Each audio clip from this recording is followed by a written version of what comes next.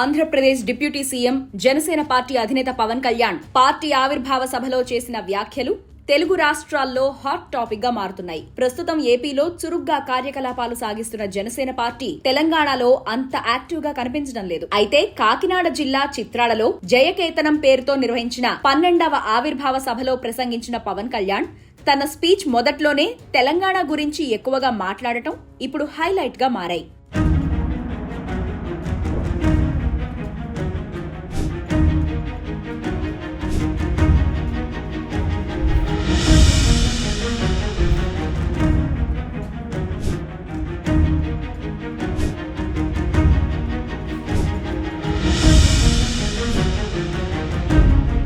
నా తెలంగాణ కోటి రతనాల వీణ, అలాంటి కోటి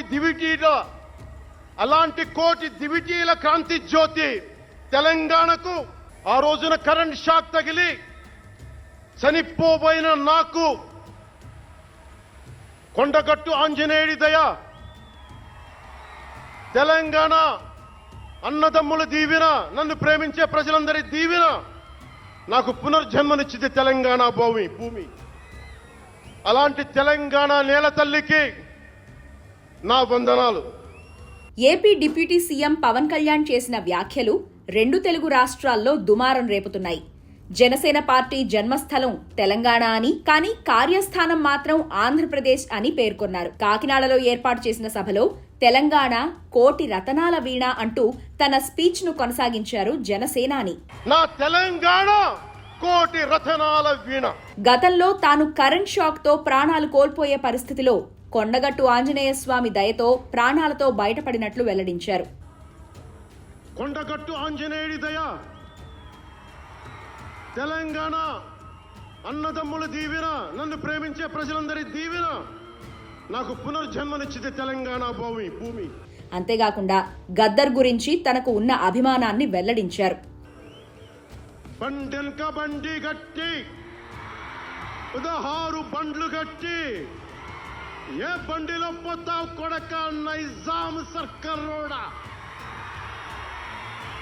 అని కాలిక గజ్జగట్టి, చేత కర్ర బట్టి కాలిక గజ్జ కట్టి, ఆటనే పాటనే ఆయుధంగా మలిచిన వాడు నేను కనిపిస్తే ఎలా ఉన్నావురా తమ్మి అని ఆప్యాయంగా పలకించే మన మధ్య లేని అన్న నా గద్దరన్న. అయితే పవన్ కళ్యాణ్ చేసిన వ్యాఖ్యలు ఇప్పుడు ఆంధ్రప్రదేశ్తో పాటు తెలంగాణలోనూ చర్చకు దారితీస్తున్నాయి. ప్రస్తుతం ఏపీలో అధికార కూటమిలో ఉన్న జనసేన పార్టీని తెలంగాణలో కూడా క్రియాశీలకంగా మార్చేందుకు సిద్ధమవుతున్నట్లు విశ్లేషణలు వస్తున్నాయి. తెలంగాణలో కూడా జనసేన పార్టీని విస్తరించే దిశగా జనసేనాని దృష్టి పెట్టనున్నట్లు ఈ వ్యాఖ్యల ద్వారా అర్థమవుతోంది.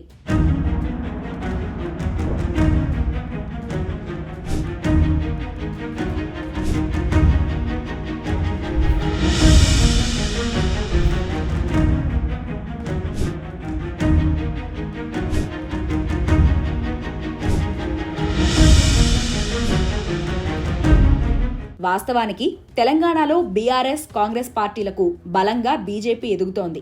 క్రమంగా ఓటింగ్ శాతం పెంచుకుంటోంది. ఈ క్రమంలో బీజేపీకి ఇతర పార్టీల సహకారం తోడైతే అధికారంలో రావచ్చనేది అంచనా. 2014లో తొలిసారి ఈ 3 పార్టీలు కలిసి పోటీ చేశాయి. జనసేన పోటీ చేయకపోయినా నేరుగా మద్దతు తెలిపింది. 2019లో 3 పార్టీలు వేర్వేరుగా పోటీ చేసి బోర్లా పడ్డాయి. 2024లో మళ్లీ కలిసి పోటీ చేసి భారీ విజయంతో అధికారం చేపట్టాయి. ఇదే హిట్ ఫార్ములాను తెలంగాణలో అమలు చేసే ఆలోచన ఉందని తెలుస్తోంది. ఇప్పటికే తెలుగుదేశం పార్టీ తెలంగాణలో తిరిగి యాక్టివ్ అయ్యేందుకు ప్రయత్నాలు చేస్తోంది. అయితే జనసేన టీడీపీతో పొత్తు పెట్టుకుంటే ఇనుముతో చేరిన అగ్నికి కూడా సమ్మెట దెబ్బలు తప్పవు అన్నట్లు మారే అవకాశం ఉందని చెబుతున్నారు. 2023 తెలంగాణ ఎన్నికల్లోనూ తెలుగుదేశం పార్టీకి కాంగ్రెస్ పార్టీ మద్దతిచ్చిందని అప్పట్లో వార్తలు వైరల్ అయ్యాయి. కానీ పూర్తి స్థాయిలో టీడీపీ తెలంగాణలో మనుగడను సాగించలేదు అని రాజకీయ విశ్లేషకులు చెబుతున్నారు. పోరాటాల గడ్డ తెలంగాణపై టీడీపీ కుతంత్రాలను సాగనివ్వరు అంటూ అభిప్రాయాలు వ్యక్తమవుతున్నాయి.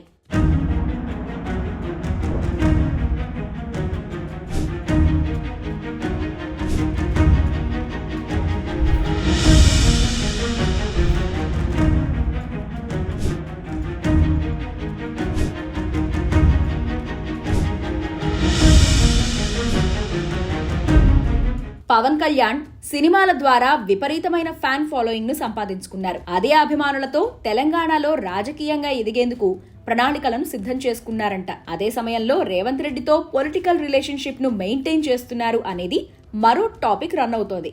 అదేగాక ఏపీ హిట్ ఫార్ములాను తెలంగాణలో అమలు చేసే ప్రయత్నంలో భాగంగానే పవన్ కళ్యాణ్ ఏపీలో జరిగిన పార్టీ ఆవిర్భావ సభలో తెలంగాణ అంశాన్ని ప్రస్తావించారని సమాచారం. బీజేపీ అధిష్టానం ఇచ్చిన సంకేతాలతోనే పవన్ ఇలా మాట్లాడారనే విశ్లేషణ కూడా వినిపిస్తోంది. మరి ఏపీ హిట్ ఫార్ములా తెలంగాణలో వర్కౌట్ అవుతుందో లేదో చూడాలి. అన్నీ కుదిరితే తెలంగాణ జనసేన పార్టీ వర్గాల ద్వారా వచ్చే సూచనలతో మరికొన్ని రోజుల్లో జరగనున్న తెలంగాణ స్థానిక సంస్థల ఎన్నికల్లో పోటీ చేసే అవకాశాలు ఉన్నాయనే వాదనలు కూడా వినిపిస్తున్నాయి.